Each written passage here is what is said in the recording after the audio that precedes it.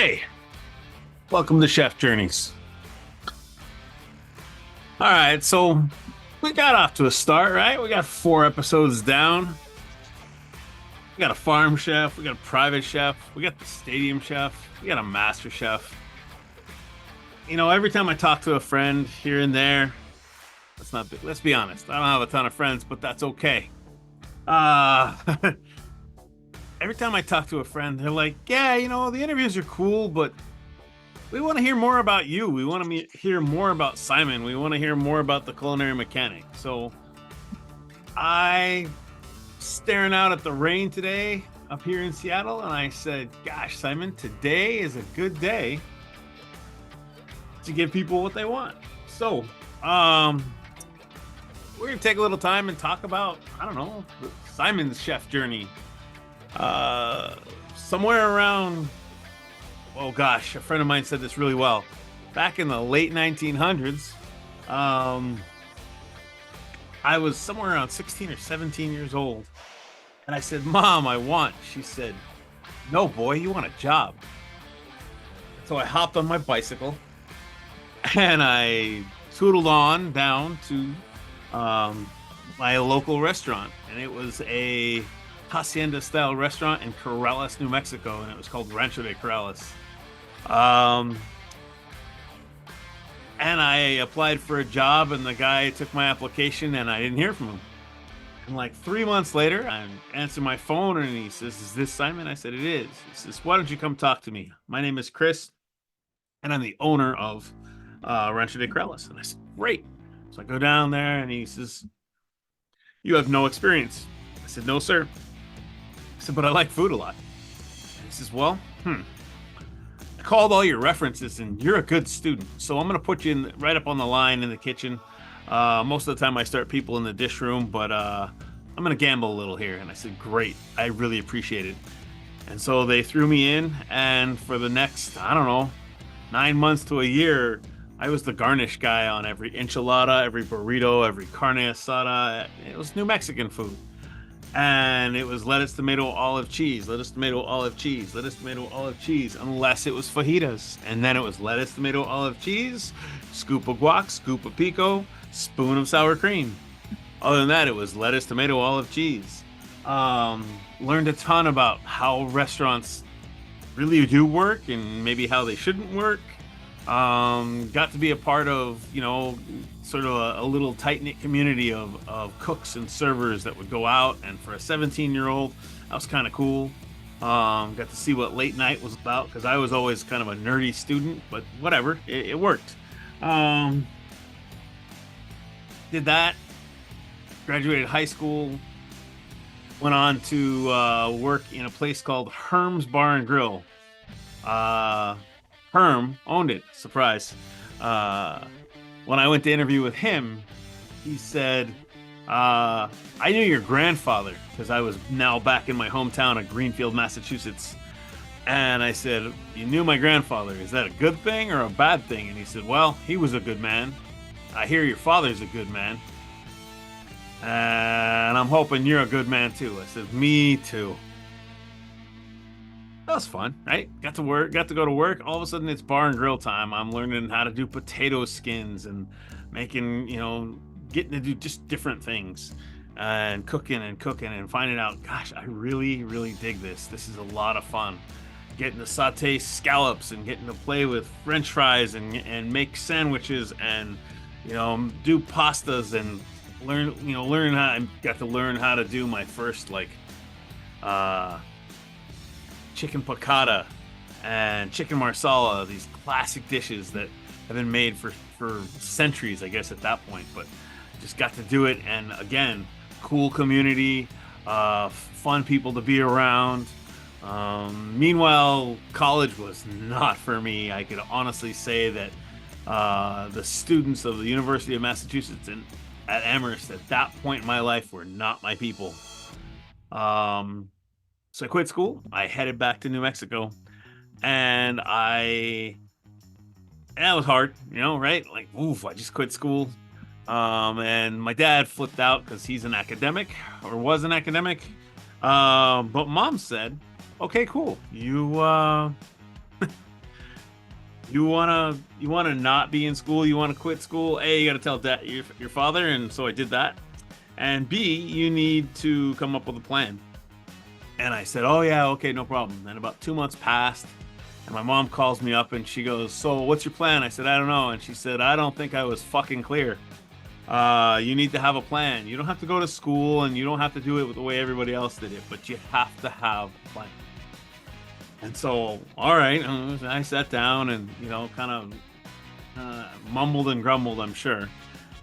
And then I decided, well, I like working. I like working hard. I'm just going to keep going. I'm going to keep doing this as much as I can. So instead of just working one job, I was living on my own. So I got a second job. So I was washing dishes at another sort of bar and grill on the edge of town in the morning. And then at night, I was working at Rancho de Corrales because they took me back because I guess they liked me. I'm not sure.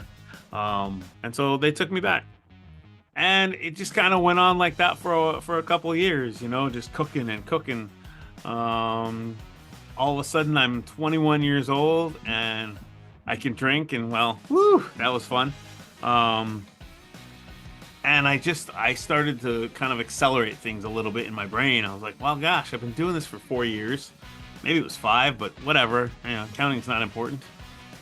And so I just kept cooking, but I started looking around going, I want to learn how to make crepes. And so there was a little tiny itty bitty place called La Nona in a little like single storefront. And so I went to work for them for, I don't know, a few weeks, maybe a month. And I actually got to work with La Nona, the grandmother. And this little old lady taught me how to make crepes the old fashioned way. And it was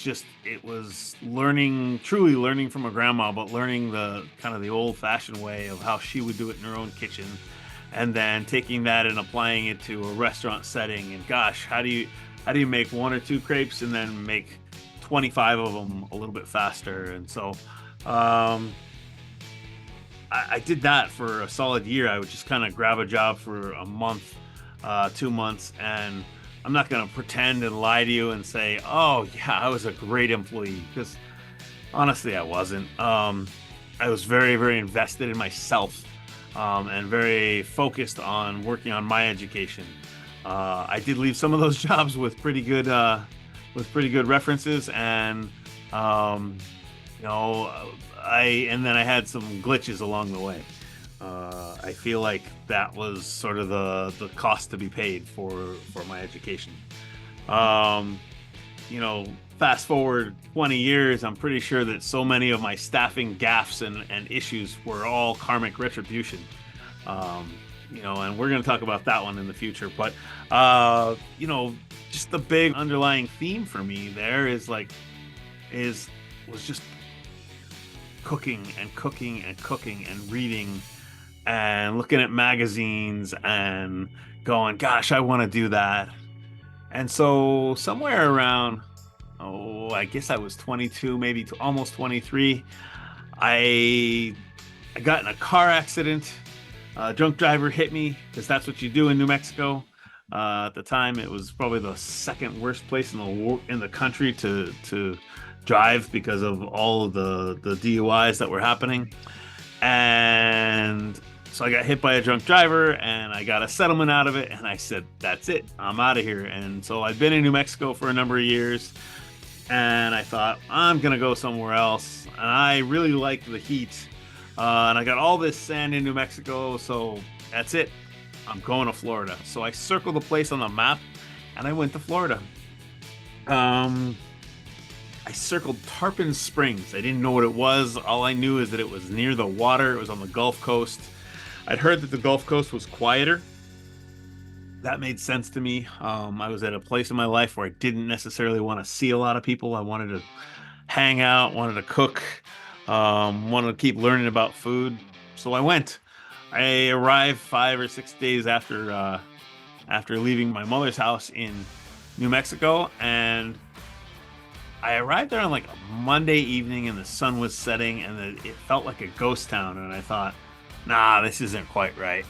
This isn't gonna be me. So hopped back in my van, and I drove a little farther south, and I found myself in Clearwater Beach. Now, Clearwater Beach, mind you, this was 1990, I don't know, 90, we'll call it 96. Sure. Uh, Now, in the late 80s and early 90s, Clearwater Beach had been one of those real spring break destinations. But I think that the large contingency of snowbirds and blue hares affected some legislation and started to shut it down. So it was a slightly hollowed out spring break spot by the time I got there. But nevertheless, spring break was fairly prevalent. It was kind of cool. It was fun. It was a lot more action, a lot more people. The whole thing, and it was exciting. So I found myself an apartment, and I found myself a job within a couple of days. As luck would have it, they were right next to each other, so my commute to work was nothing, and I happened to be across the street from the beach because God bless America, what's better than the beach and walking to work? And so I spent the next, I don't know, next couple months doing that, and I realized this was a nowhere job in a nowhere little, I don't know, place. I think it was called Alley Cats, and food was fine. People were great. Got to meet some locals. Got to hang out with some people who became my friends. Found myself in a Sheridan, and I don't know, man. I walked in there, and it was almost like the ad they had written in the classifieds. And for those of you that are younger, classifieds are where you post a job, like you would on Craigslist now. And it was like they were calling me with that ad in the classified. So I responded to the ad. The HR lady was super nice. She took me to meet the chef. The chef said, "You are exactly what I'm looking for. Why don't you start next week?" And I said, "I need to give 2 weeks notice." He said, "I can respect that." He says, "Why don't you start next 2 weeks from Monday?" I said, "Great." And that was the beginning of probably a year to a year and a half of a great relationship where I got to work in a big old hotel. It was air conditioned, and in central South Florida, air conditioning is good. Those are good times. I got to work with a guy who had owned his own restaurant, and he was now the lead cook for that restaurant. His name was Zachariah Howie, and Zachariah Howie was the essence of a surly old man in a 40-year-old's body. He would say things like, "Young man, I've forgotten more about food than you're ever going to learn." And he kind of tortured me on some days, I think, but all with love and care. And there was a lot of teaching involved. And we would talk about the way food was changing, and we would talk about how lighter food was more important. And again, we're talking 1996, so things were starting to change slowly.